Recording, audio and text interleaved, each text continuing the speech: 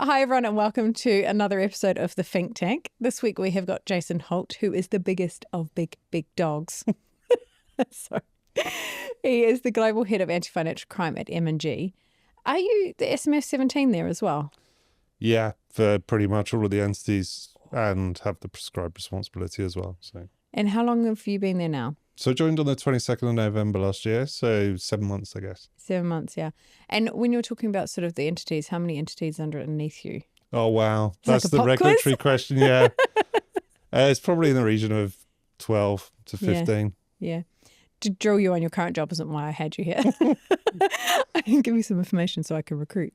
No, the reason I wanted to invite you along is you have an interesting profile to me because you were one of the traditional big, scary, big banking guys. Particularly when I started my recruitment career, I was scared of you. I'm going to admit. Nobody should be scared of me. I know, but you were... Maybe the criminals, they can be scared. A little bit, exactly. tiny little bit. No, very scared of you. Because you had, you were at Barclays, you're at BNP, you're at all these major institutions that were going through major changes at the time. You seem to kind of follow the problem or follow the need is probably a better way of saying that. And now you're in asset management, which is so unusual because we spoke about it before. If I was recruiting an asset management MLRO, the prescribed requirement is they want someone from a competitor. So that, and you've been in consulting, of course. I think there's a strong belief pretty much everywhere you go, that you've got to have product specialists in the areas that you're covering. And I think that's fair. Yeah. You also need kind of strong leaders, and you've got to weigh the two up. Most of the big banks also had asset management that I worked at. So I was at Paribas, they had an asset management business. JPMorgan, obviously a huge asset management business. And so whilst I wasn't necessarily day to day, I was covering those businesses as part of my role. So it's not like you're in a pure retail banking role. Correct. It wasn't too far but away. what's interesting, you probably know this better than me, is you quickly get stereotypes. So whatever you happen to be doing now, as far as the next recruiter is concerned or the next firm, that's what you do. So when I was in consulting, I got loads of phone calls about other consulting jobs. When I was in banking, I used to get calls about other banking jobs, and now I'm in asset management.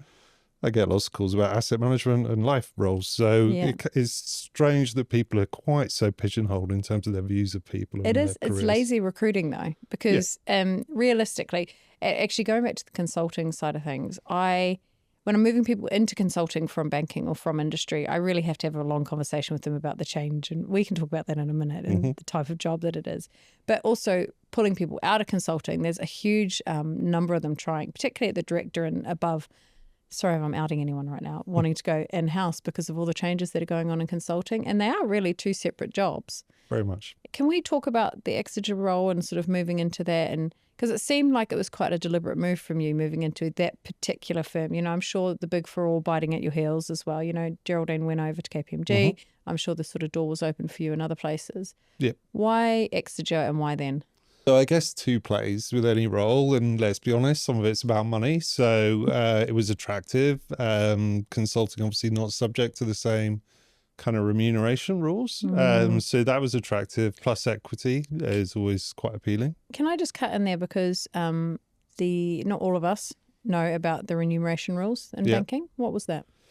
So if you're an SMF, you're subject to restrictions on your bonus as to how quickly you can receive all of it. So it's either spread over 3 or 5 years, which actually means you end up potentially earning less than some of the people that work for you are certainly receiving less in the year. Yeah. Sometimes, especially if you've got teams in the US, it's quite laughable sometimes. Yeah. There's quite a big disparity. So that was quite appealing. But actually more the case, I look back at my career and I thought, and I was kind of at a point of inflection where I was thinking, okay, what am I going to do next? What do I actually kind of enjoy doing? Which was triggered by some internal training that the firm did. So, which is quite interesting, I guess. Yeah. Maybe don't do that training if you want to keep your people, but how to get jobs out of the firm. Yeah, exactly. So I was thinking about what I enjoyed doing, and it was mainly kind of, I looked back at my career and it's pretty much running into fires and helping to put them out.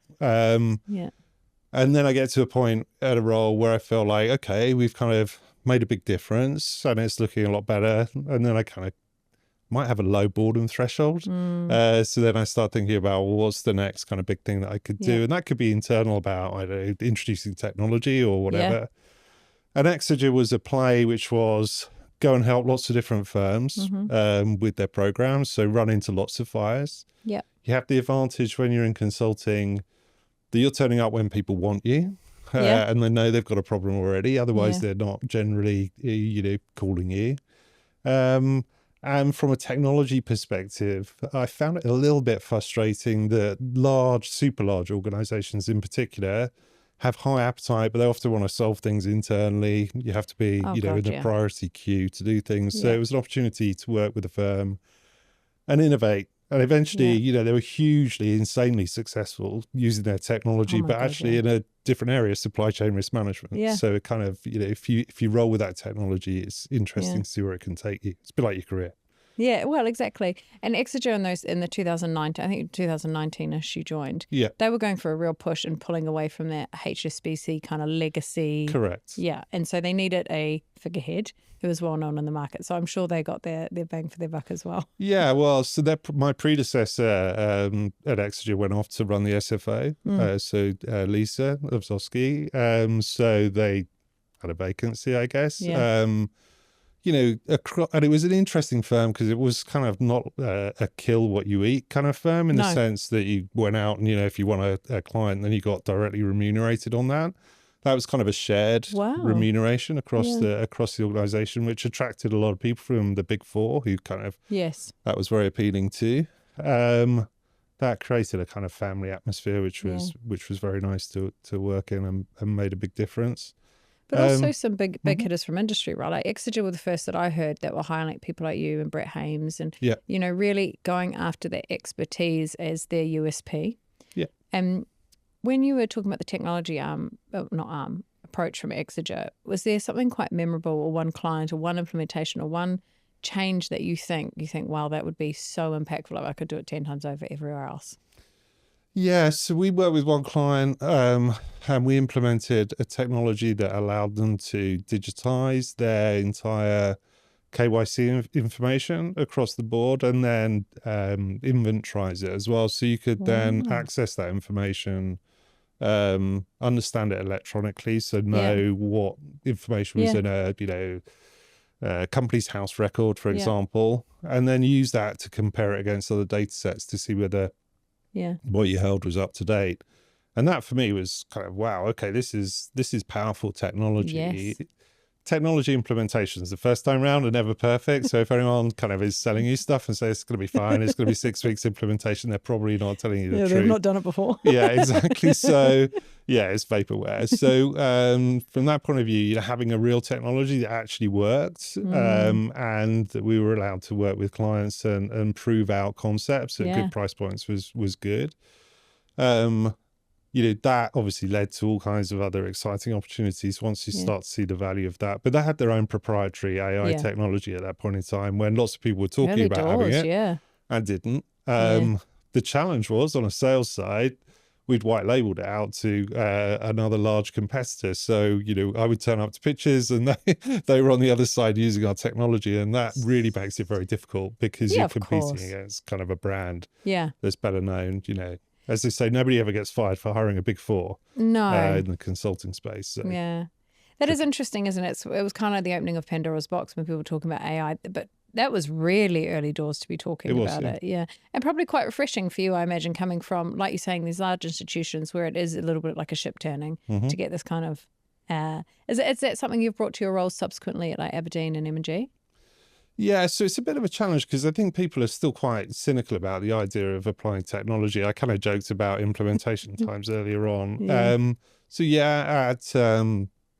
At one of the firms that I've worked at recently, we implemented, the basics which show value. So if you can kind of apply a user case to perhaps some low-hanging fruit, something easy. So what we did there was we put an AI chatbot over the top of our policies. We'd introduced new standards and policies, and they were quite long. Yeah. Everyone knows the kind of challenge. Do you put all the detail in there, Who's or is it high taking level? It all in, Yeah, but with the use of technology, you can go into much more detail because then people can ask natural language questions, type in, eventually they could probably do it speaking. Yeah.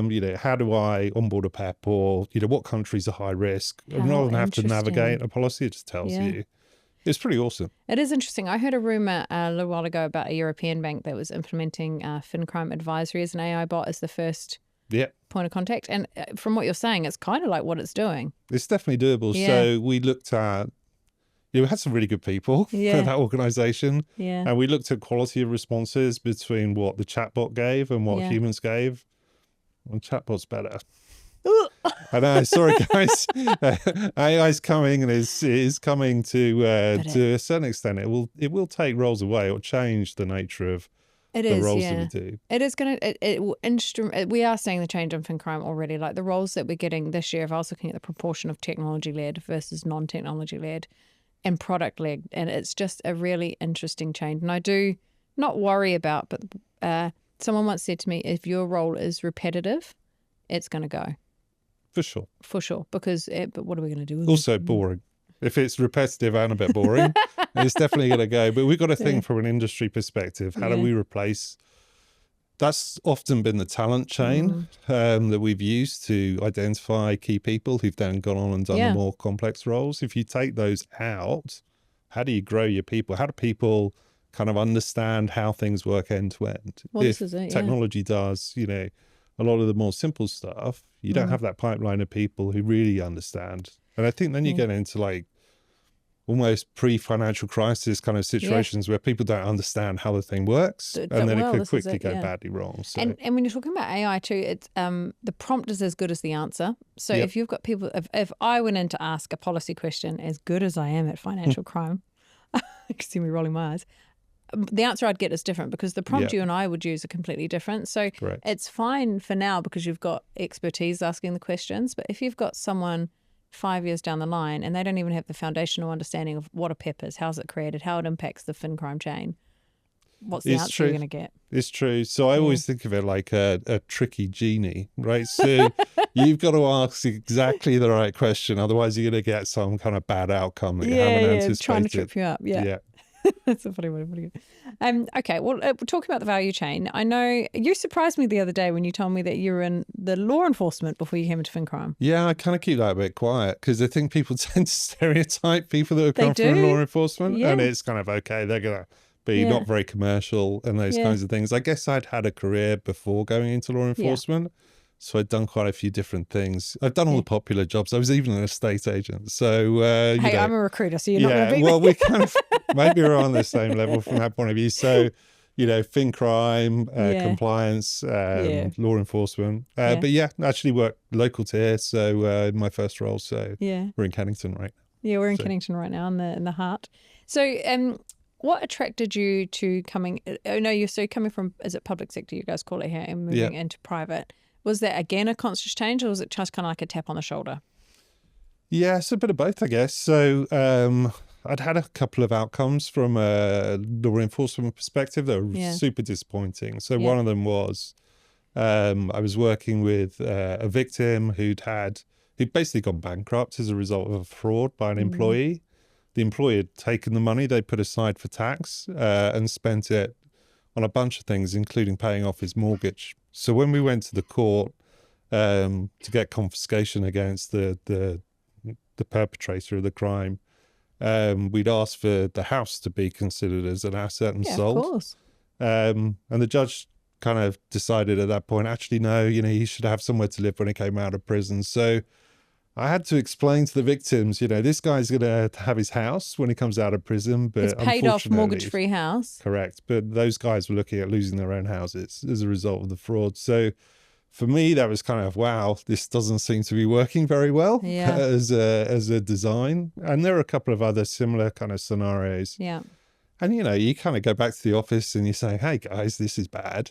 Yeah. And somebody said to me, well, if you don't like it, why don't you leave? And I thought, actually, that's a pretty good idea. I think I can do this somewhere else. Yeah. So I went into law enforcement a little bit naively, perhaps in the public sector, thinking I could change things.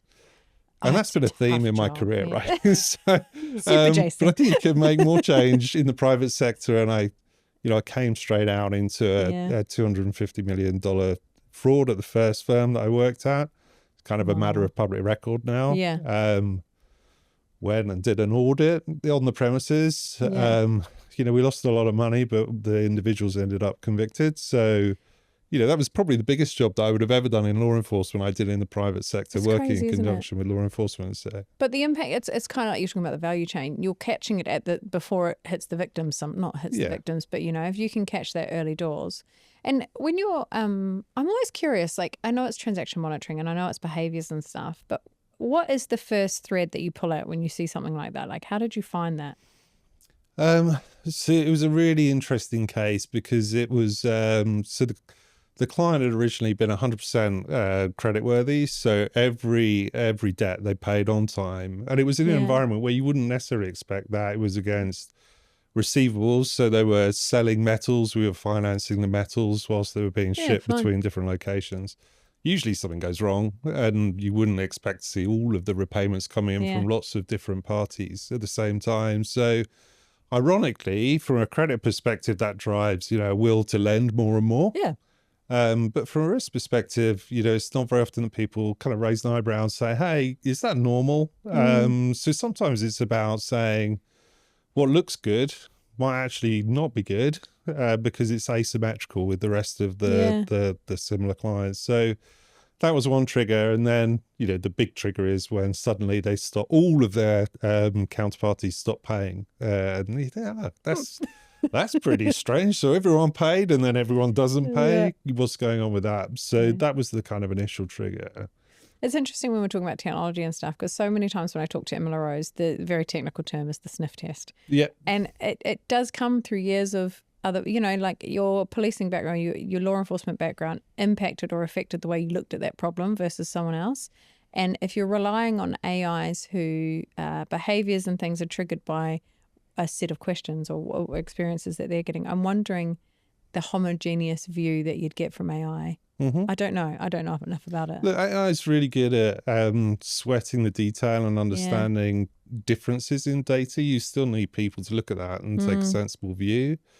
Often it's, you need to have people who understand the products and know what normal looks like, which isn't something necessarily that people always think about. Yes. We kind of talk about abnormalities, and there is a view that you can take as you apply it to big data sets, which is, okay, well, rather than just look at abnormalities, let's work out what normal is first, and then see what the outliers are, because you can have lots of different things going on with the same data set through different products, but the outliers aren't necessarily true outliers. They're normal for that particular relationship, etc.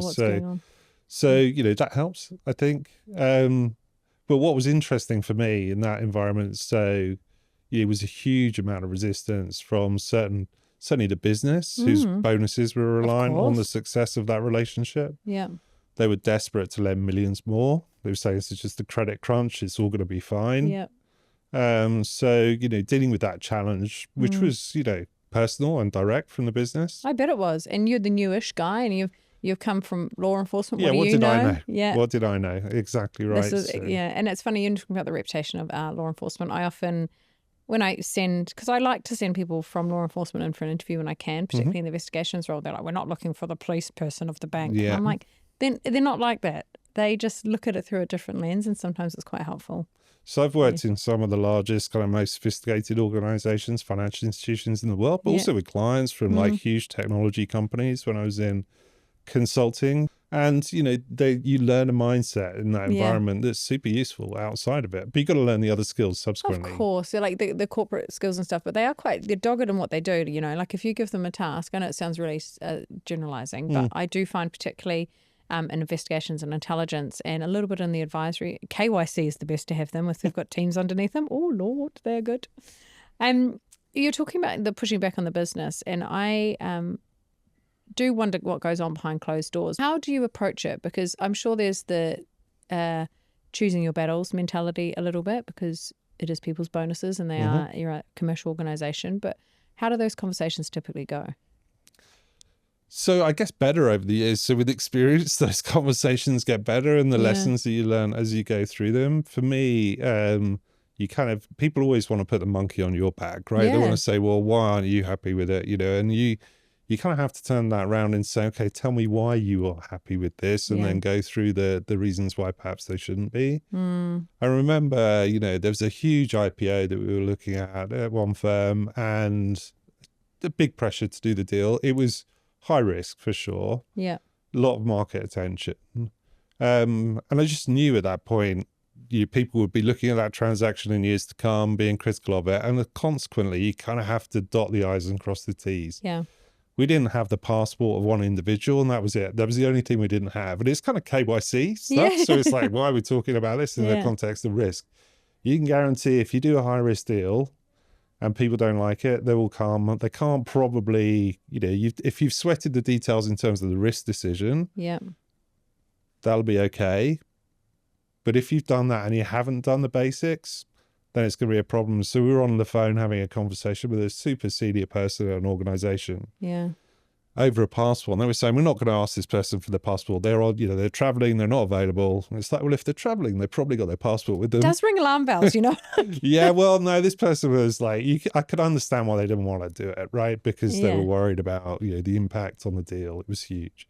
Yeah. But they did get it, and they got the information through, and there were subsequent questions asked about that deal, and you could have guaranteed if they didn't have it, the view would have been, okay, well, you didn't get that one passport. He didn't even get the passport, would have been what people would have said. Correct, right? Yeah. So you have to kind of make sure you've sweated the details. But it was hugely, just surprisingly, huge amount of pressure for a number of people, including, my boss at the time.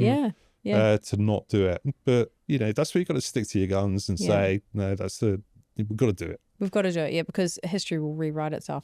And if you were this isn't necessarily for new MLROs, but if you could offer advice to someone who is going to these kind of battles, and you're saying like experience, lessons learned, the details is really important. Is there any other approach that you found effective? Yeah. So look, I think giving people avenues out, there's you deal with a lot of alpha types in senior. You don't get to be super senior in an organization. Yeah, of course. Where you're in a position potentially to make, an SMF's life difficult as an SMF 17. And often people just don't like to be told they're wrong. So trying to, approach a problem obliquely and make it a shared problem allows you to have a less confrontational conversation about things, and talking through, therefore, your concerns in a manner that is more like our shared concerns. Definitely helps. I mean, it's not kind of rocket science in terms of social engagement, but it's something you quite often forget when you enter a high pressure situation. Well, when you're backed into a corner, right? And correct. You get defensive of your position as the SMF. You think, I've got to really hold the line here. But I also think there's a difference between, and Brian Dilley, who used to be a senior partner at KPMG, amongst, who's been a regulator and other things too.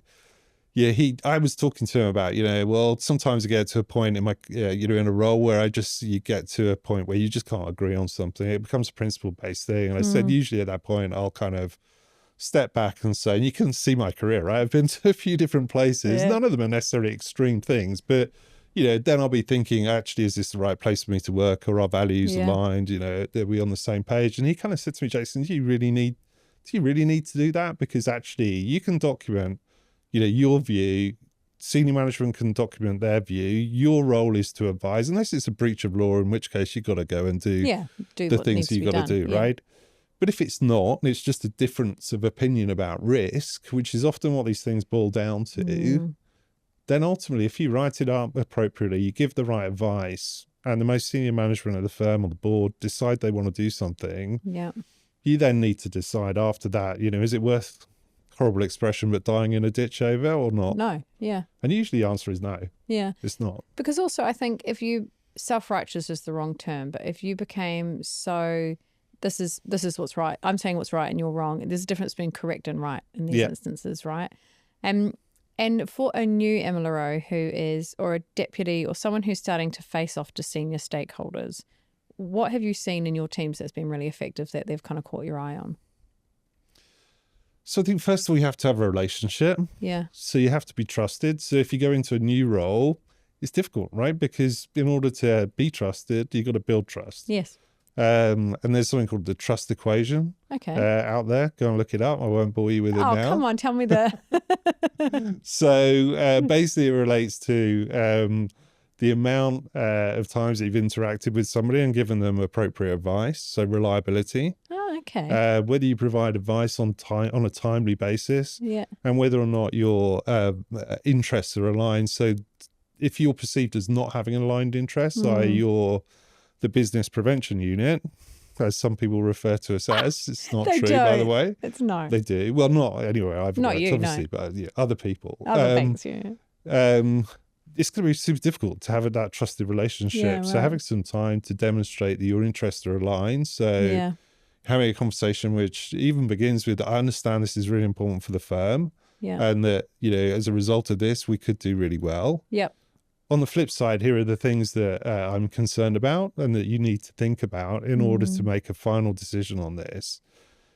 Sharing that in a manner that is collegiate is definitely a better starting place than going in and saying, we can't do this. Yeah. And I've seen that, those two extremes. And obviously the collegiate approach is always going to work a lot better. But I think it leans into personality as well. Like I obviously did some digging on you before this podcast because I'm a stalker.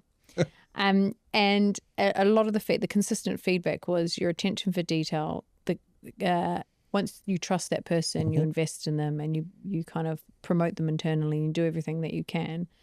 Is there a way that you use to identify that kind of talent that you think, okay, we are aligned and I do see that passion in you?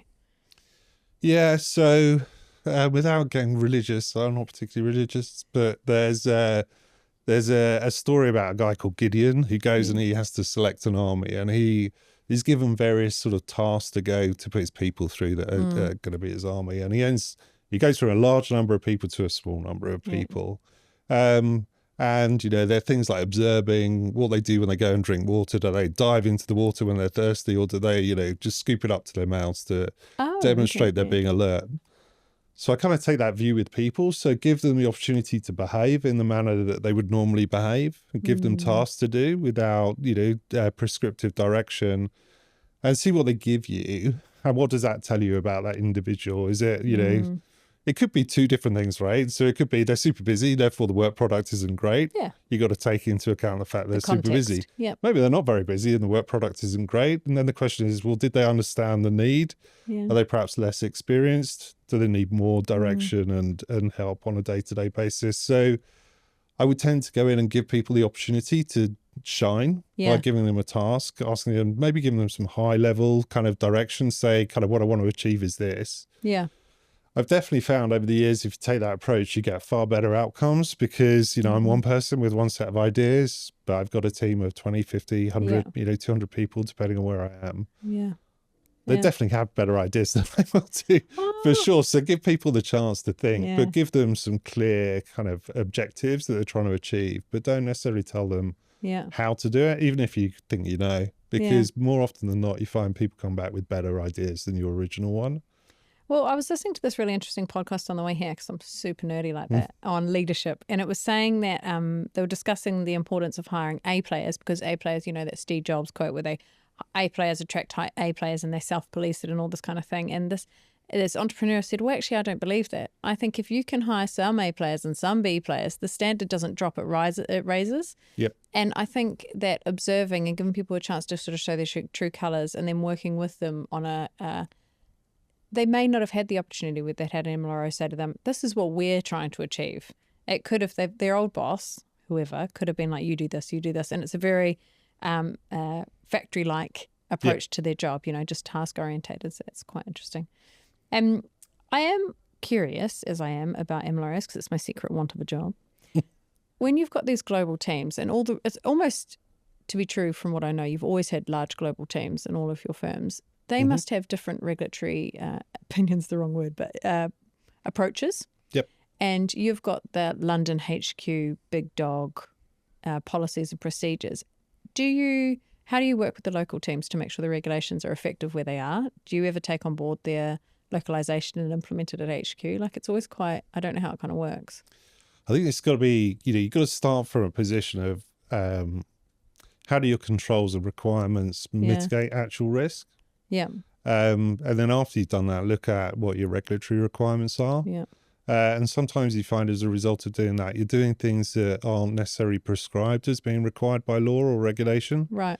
But actually you can justify through the lens of, if we do this, we can prevent X, Y, and Z from happening. And then you go through the lens of regulation, which would be first, map everything that you're doing or have suggested you're doing in terms of controls to UK requirements, if that's your principal place of business. And then you would go out to each of the countries and say, okay, here's what our outline standard or policy now looks like. Give me input about things that you do locally that you think are super valuable and make a difference in terms of risk. Add those in if you agree. And then after that, you end up with addenda, because there will be prescriptive requirements, and you add that as an overlay on top. And that for me has worked quite well. Where it doesn't always work brilliantly is where you've got an MLRO in a location that, rather than giving you a law and reg view, is giving you, their personal view of what they think is important. That isn't necessarily aligned or well informed. And then you've kind of got to go back and sweat the detail around, well, show me where it says that from a regulatory perspective. Have a conversation about, why do you think that's important? It's not in the regs. Maybe we've misunderstood, what your drivers are behind it. Right. And it's often actually boils down to they haven't really read the global policy piece and they just want to do what they've been doing locally because it's convenient, and it would mean they wouldn't have to change anything. Right. And that's often driven by capacity, so it begs other questions at that point, right? Do you have enough resources, experience, all of those kinds of questions. And how long does it take you to do that? Is it going out and visiting those offices? And is it like so what I'm kind of asking there is, when you join a new firm, and how long do you give yourself to really familiarize yourself and get up to speed on what everyone's doing? Well, if you kind of take an FCA view, it's 100 days, right? Yeah. Which is, in large organizations, nowhere near enough, candidly. And it also depends on what's happening. So you kind of your initial analysis has to be, is the house on fire, or is it, the dustbin at the end of the road, right? In the sense of, I better put the house fire out before I go and deal with the dustbin. And sometimes it'll take you a long time to deal with a house fire. So you got to triage it. So I don't think there's one size fits all, but a general approach would obviously be to try and engage with all of those individuals. I tend to try and initially have kind of one-to-ones. Depends how many people, right? If you've got 200 people, that's pretty tricky. So you're going to end up having initial conversations and then working out how you can best streamline the information coming up. So a really simple way of quickly escalating issues and helping people think about solutions. I know it's kind of sound like David Brent here, right? Come bring me solutions, not problems, but it's kind of combining that. The first question is, describe what the issue is and what the risk it gives. Explain what the consequences of that might be. Give me some solutions that might actually solve. What are you thinking? Your alternatives are, and then a recommendation in the fourth quadrant. And then I'll put that through governance. So basically, you as a person who's got a challenge or an issue, know that somebody else is dealing with that. It should have a unique reference number to it, so nobody can bury it down the back of the sofa. I did do it. And the commitment back is that as a consequence of that, we can track that and deal with it. And it might be that we can't deal with, can't do anything with that thing at that point in time. But it's there, and we know. But it's there, and you have. I think people, it's serious stuff that we're dealing with, right? So a lot of stress is created if people have raised an email. Maybe they don't want to be kind of confrontational about it or be critical. So different jurisdictions often have different approaches to how they want to raise things. So it helps you read between all of that, because you're saying, just fill out the full blocker. And then we'll have it's also quite empowering, I imagine, for the less seniors in your team to have their opinions, their views heard in almost like a neutral way. This is just the problem. This is what we think. Correct. And it gives people a bit of closure around those types of things. So you've been heard. It's off my desk. It gives me an opportunity to say, okay, well, does this person really understand the nature of what we're trying to achieve as a firm, where this might sit in the order of things? And the communication going back helps people contextualize, the thing they're looking at with the big things that you might be doing as a firm. That might be a big thing, by the way. It could be the big fraud I talked about earlier on, right? So doesn't mean that it isn't, but it just gives everyone ideas of context in terms of what you're trying to do strategically.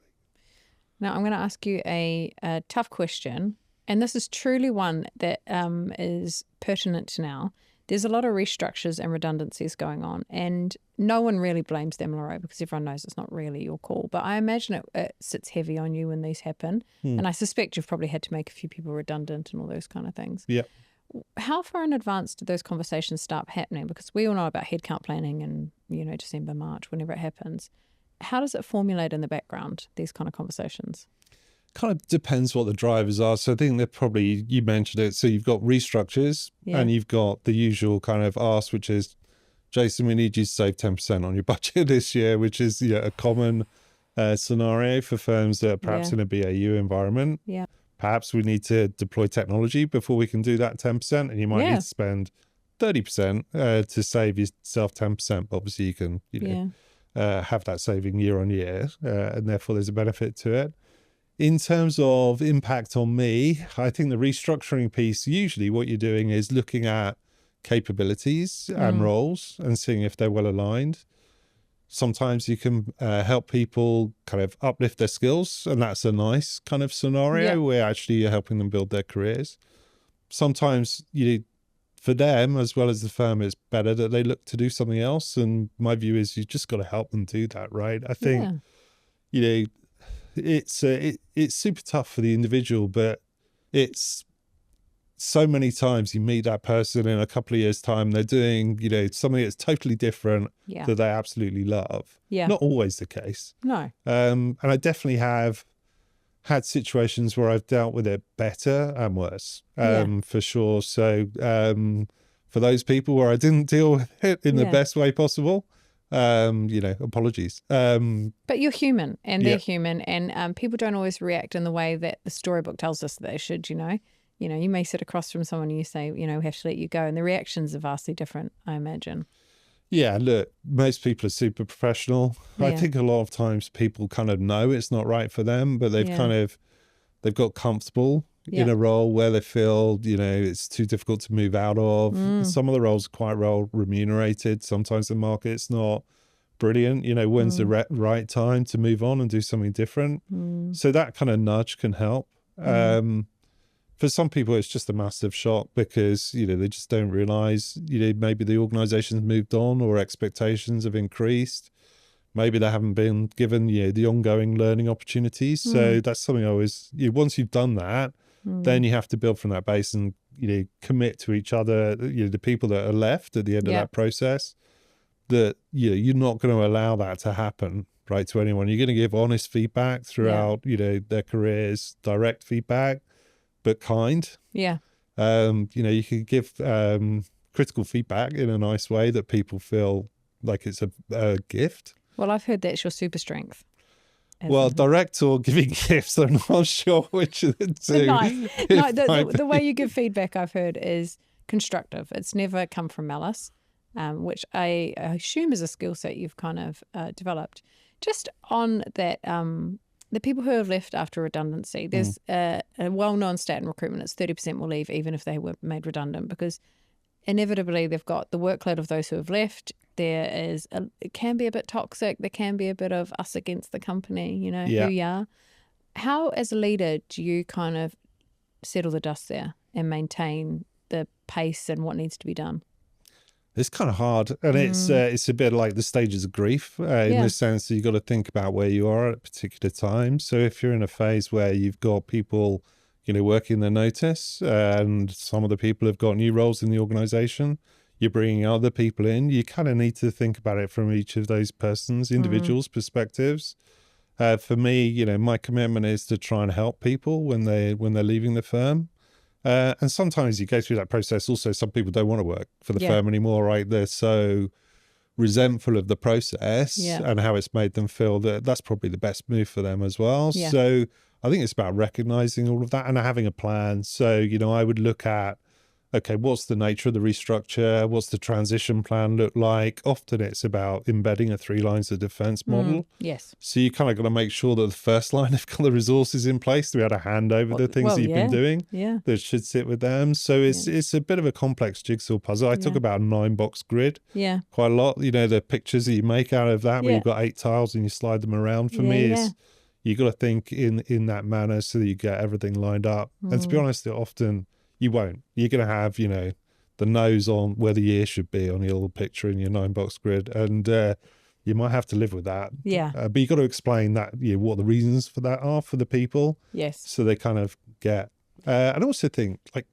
being honest with people about where you are in that process so they understand. And they're adults, I think we see, obviously I'm on sort of the coalface when the redundancies get announced, my LinkedIn inbox goes bananas and people, there's a few firms who've done it this year who've done it terribly, just via email or, and it's not respectful. So I think the communication of how it's announced and how it's handled afterwards is really important, because these people are still the ambassadors of you as a leader and as that firm they're leaving from. What was it like for Jason? Oh, well, he was fine until we made, and then he... Yeah, they probably wouldn't say it was fine until, right? So, yeah, look, I've also got, I've gone into organizations and I haven't made the changes that were necessary. And those changes have happened over time as people kind of naturally select, this isn't right for me, and they self-select. It depends on how aggressive your timeframes are for change as to whether you can do that or not. And it's probably worse for the firm and worse for the individuals if you do it that way, rather than actually just slow death. Yeah, it's kind of, it's not fair. If you're leaving an organization because your values aren't aligned, you're probably not, going to get the best feedback in the world. Yeah, exactly. Yeah. Or if you've left an organization where, you've said you got to do this, it's super important, and the firm's view is, you know what, we're a bit busy doing other stuff for the minute, we haven't got the money, whatever else. Yeah. The reason might be, it's going to be difficult for them to speak too highly of you, right? Yeah. And obviously everyone has to give a basic reference about how long you work there. But, I think we're all aware that other conversations occur. Yeah, well, I call my mates. Yeah. but it is all interconnected in fin crime, and your reputation is important, but I think you're right, particularly when the MLRO, like the vitriol that is directed at MLROs, if there's a fine in a bank they're in. And I always think, how much impact, how much could they really say against the owner of that firm? Like you say, they can document it, they can do what they want, they can try and avoid a crime, but really it's super difficult. I think that's where there's a massive misunderstanding of the roles in these organizations. The role generally of an MLRO, maybe if they've got the prescribed responsibility a bit different, a bit broader, but for an MLRO or an SMF 17, it's really about policies and standards. About writing your annual report and reporting on controls. It's about monitoring and testing and assurance over first line controls. It's about training. Yeah. It's a leadership role. Yeah. It's not about execution. I think that's usually what you see, is that it's the execution that's gone wrong. Of course. Right? Not necessarily the policies and standards. And I think that's how you have to differentiate the two. But I've certainly had people call me up from other firms saying, oh, so-and-so's joining, but I just see that, the last firm was fine and they didn't tell us. And, they probably can't tell you because they're subject to non-disclosure agreements around those types of things and regulatory privilege. B, look at actually what happened and understand the context. Don't immediately go to, fine for AML related matters must be the MLRO. If it says it was the MLRO in there. Yeah, but how often does that ever happen, very rarely. Very rarely is it, the MLRO just went on holiday and did awesome. Just a very quick point, because everyone talks about conduct and it pulls me to sleep, honestly. But it's important. It is important, but no one can really give me a solid answer. Everyone kind of gives me fluffy answers. So I'm asking you direct, like we're on BBC Newsnight. Okay, I'll start sweating. Again. Pizza Express. What is the most impactful thing you have done to influence a conduct change or ensure a steady boat? So I think it's not generally about revolution. It's usually about evolution. Oh. People don't change, overnight, generally. I think it's about people understanding their roles and responsibilities. So you rarely meet somebody if you say, you're going to have to explain this to I might be there, but you're going to be answering the questions to explain why you were comfortable with this. Because they're going to have my version of events that says, I had some reservations, but you continue to do the business. Yeah. The penny drops quite quickly. I think as you approach a regulatory review or an exam and you go out and you start talking to people, okay, we'll run through the types of questions you might be asked. And they can't answer any of them. And they say, do you think I'd really get asked that? It's like, not only do I think, I know, because I've been there. It's happened many a time. They're like, oh, wow. And that changes. And you shouldn't really have to wait until that point to get those messages across. Yeah. So doing that day in, day out, I think makes a difference. Occasionally events, any event that occurs obviously can be a bit of a revolution rather than an evolution. So, if you're threatened with regulatory censure, then the first place often people go in less mature organizations is, well, that's your fault. So, okay, guys, let's have a little talk about, the 3 lines of defense model. I'm just going to put the baby down you've made me hold. Yeah. Yeah, exactly. So, but generally you get people there. I was at Barclays when Jenkins was there, and there was a huge focus on conduct and the values of the firm. Even to the extent in the big foyer of the main building, there were big pillars, with the respect and integrity and, all of the key words from that. Already? Yeah, kind of do. Well, it's not as good as, so Bank of America, when I first worked there, they had a compliance song. Seriously? So I can't remember. I'm definitely not going to sing the compliance song. Straight away. So, but what used to happen was, so the head of compliance would have a global call. There were a lot of people in compliance and financial crime. And he would pick on one person and say, okay, Jason, I want you to sing the compliance song to take us out. Shut up. No, seriously. And it had all of the, the pillars of compliance weaved within the song. No wonder you guys are all crazy that came out of this. Yeah. Well, can you imagine the pressure? So everyone knew what the pillars of compliance were because you did not want to get asked to sing the song. I suppose it's very... And you could speak it, right? You could get away probably. It would probably, you'd probably be in trouble with HR for doing it these days. But, those kind of fun-ish things actually can make a big difference to does. people. Instead of just sitting behind you on the wall that no one looks at, or or it's on the bottom of your email, people talking about it and vocalizing it. Yeah, I think there are quite innovative ways that you can help embed conduct and culture changes. Yeah. But often it starts with your own team really understanding what their roles and responsibilities are. Yeah. We're brilliant as an industry in saying, oh, we've got this change that's necessary. Nobody in the business is willing to engage. Therefore, let's do it ourselves. Yeah, yeah. Rather than actually align it to the 3 lines. Yeah. So having good controls about how you triage change and who does what, a kind of a racy roles and responsibilities, accountabilities, matrix for new things is really useful because you can say, guys, we agreed at the outset, you're accountable for doing this. Yeah. I'm responsible for giving you guidance. You need to do it. It still needs to be done. Yeah. Yeah.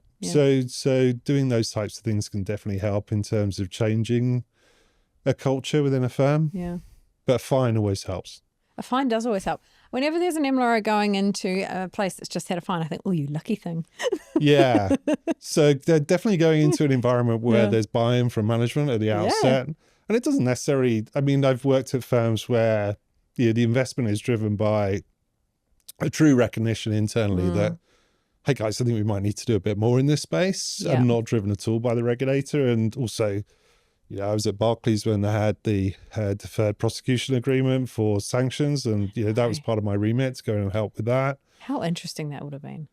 Yeah, it was cool, but it was also a lot of pressure. I was going to say a lot of late nights. And it was when I was there, I'm sure it is now, but it was a super team. Well, yeah, exactly. No, it was. Like, if you look about where you guys have all scattered to, it is just like, what are they called? The Avengers. Avengers of crime. Yeah, so absolutely. You can kind of look at various different people from that time, and they're all kind of global heads of. They are, yeah. Well, because they're in the training ground. That was probably the first big, holy heck, this is like, wow, we can be in big trouble for this. And so it was compliance by design, I imagine, when you were in there and doing it all there. Yeah, it was a great environment. It had a really good, strong change function as well, which was super helpful. Is that where the new MLRO for Barclays has come from now? Actually, the new global head for Barclays is from audit. Yeah, but wasn't he in change before? Quite possibly, yeah. Change skill is a real key skill now if you're going to be ahead of financial crime. An MLRO who's going to change an audit is actually... It's like a little superpower mix. Definitely. I think that's what's really changed. So historically, an MLRO could have been, when I first started out, and I didn't go in as an MLRO intentionally, but there were lots of ex-law enforcement people that it's just about reporting, SARS. And now it's about, sales. So I go to the board and have to sell, the success of the team. Yeah. Why it's important that, they continue to fund us, the exciting things that we can do to help our customers, to keep safe from fraud. It's a sales job. A big part of what I do is about sales. And then it's a portion of regulation, portion of policy, A lot of change skills. So having that, and not everyone, not probably anyone, has all of those skills. No. So it's about understanding what the skills that you need are to get the job done. And if you don't have them, making sure you've got people around you that do. So I kind of see people go into roles, maybe with an audit background, for example. So they might not be deep SMEs in anti-financial crime, right? So that's great. Even I've seen people go in from HR into those kind of roles. But the audit background's quite interesting because if you think about the stakeholder engagement, the pushing back, the, hey, I don't think this looks right. It is actually quite a stakeholdery, salesy kind of role. You're begging people for information. So when you're breaking up with someone, you send that we need to talk text. You can do that once or twice before it loses impact, 100%. So you kind of got to be, got to use those if at all really infrequently. And understand that each time you use it, you're taking away a little bit of your credibility. Just like the Avengers. To avoid doing it. Yeah. Just like the Avengers.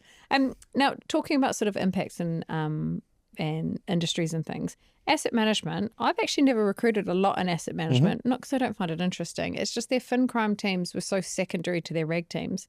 But we're seeing a change where fin crime is growing. There's a lot of investment in framework and insurance. And is that a regulatory drive or is that them growing up, for lack of a better way of phrasing it? I don't know how to.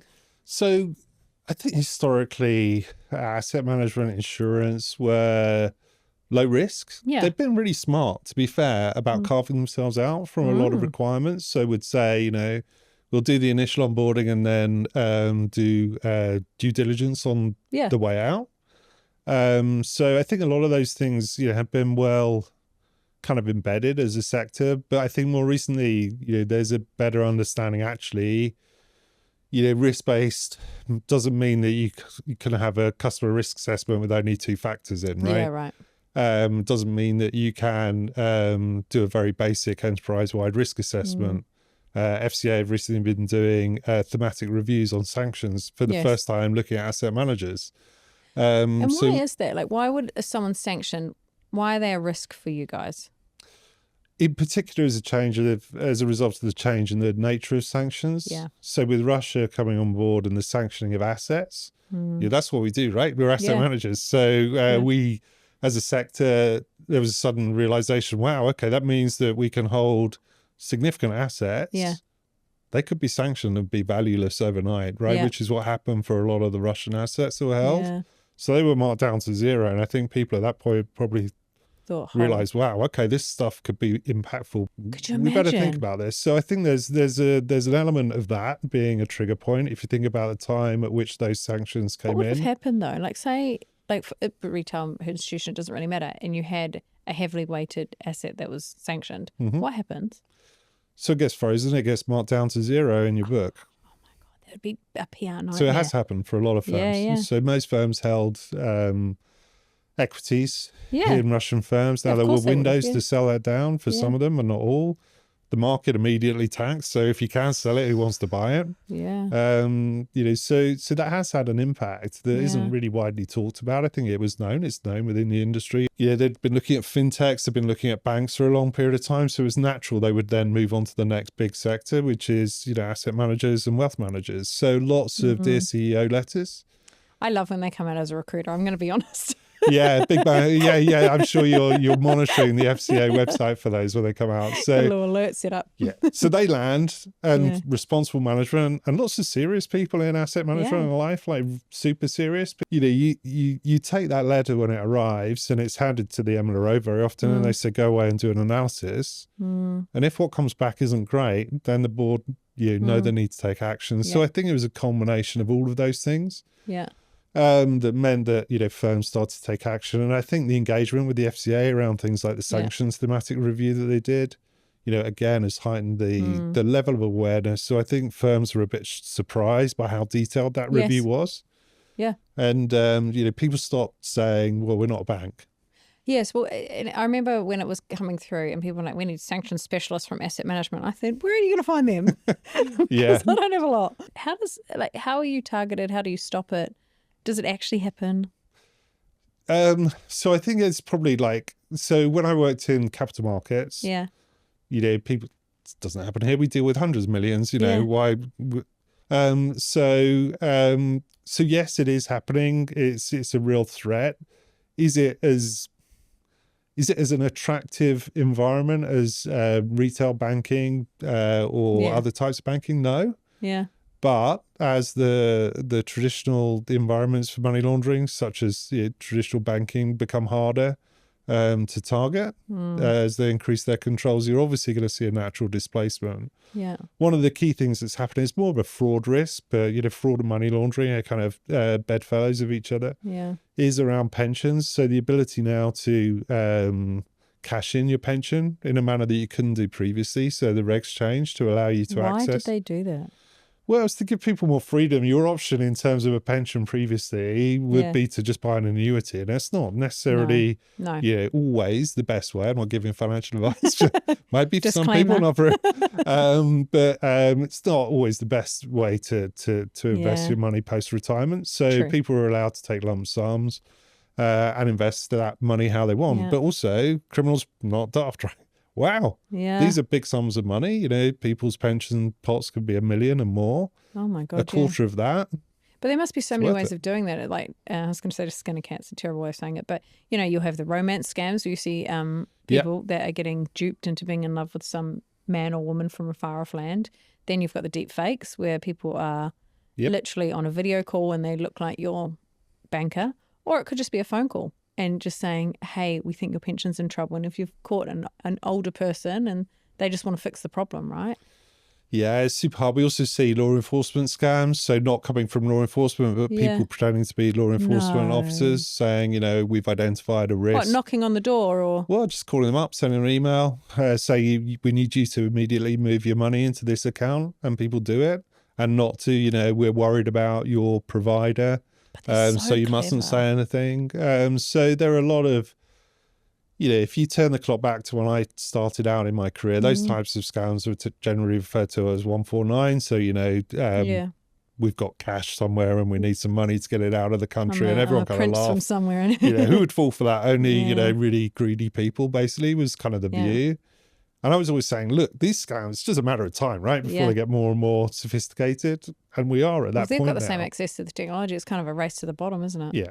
And in terms of protection for people in the pensions, because people often say fraud is a victimless crime because your bank is obliged to refund you. The criminal's got away with a couple £1,000 and you're fine. What about for pensions? Are they protected like that or no? I think that conversation is going to get more and more difficult as the tools that criminals have become more sophisticated. Yeah. And I think we're going to end up with we're going to have to come up with innovative ways that we engage with our customers to make sure that the protection is there. The time, well, in some respects, maybe we'll go back to signatures, but the time where you could rely on even voice recognition really is not going to work in the future. It's not going to work, right? No. So, I mean, I would fall for it. I count myself as a fairly savvy person, and I think I would fall for it, particularly if they caught me at the wrong moment. And it's just The final thing I want to wrap up in is I've noticed a trend, something from you, can't think of the word because I haven't had enough coffee, where in the most recent jobs you've hired contractors versus bulking up with permanent employees. How do you make that decision, and do you do it? Is it easier to get approval to do that, or why? What drives it? I think there are benefits to hiring seasoned contractors. So I kind of take a view, it's a bit like if you're running a football team and you don't have the most money in the world, but you could bring in, for that one key game that's going to take you up to the next league, any player you wanted in the world, you would go out and get the best one, wouldn't you? So that's what I think you end up doing with contractors. You bring, the Pelés, aging myself here. You could have said any name to me. I would have been like, yeah, they're good. I know no one. That goes back a long way. So you can bring, whoever the best player in the world is currently into your team for a short period of time at a cost, then why wouldn't you? So I've done a lot of that. And then you also kind of work out in the market who's great and maybe who's not as great. Yeah. And you always want to go out and get the great people. And hopefully, if you've had a good relationship, then people will want to come back and work with you. And certainly that's what I'm finding currently. And it's good. It's good for everyone. I suppose because creation and implementation are bigger jobs than sort of just BAU, right? So you don't need to pay someone 150K for a 75K job. So I suppose also sign off is quite easy for you. Yeah, it depends kind of what phase you're in as an organization as to how difficult the financial approvals are as well, I think. So it comes back to the sales piece. Yeah. We were talking about, you kind of need to be able to explain why you need what you need. And I think as an industry, we're not always brilliant at that. No, I think that you just assume people know that you're FinCrime and this is why you need it, right?